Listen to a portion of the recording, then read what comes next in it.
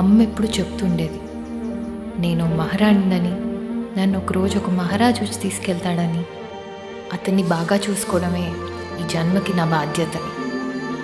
అతని కోసం ఎదురు చూడటంలోనే ఎన్నో రోజులు గడిచిపోయాయి. ఆఖరికి వచ్చాడు.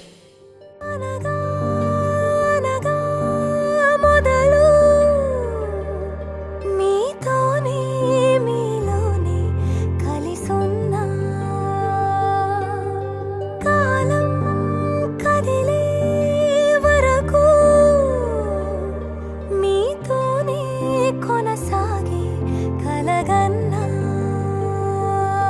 నీ వలనే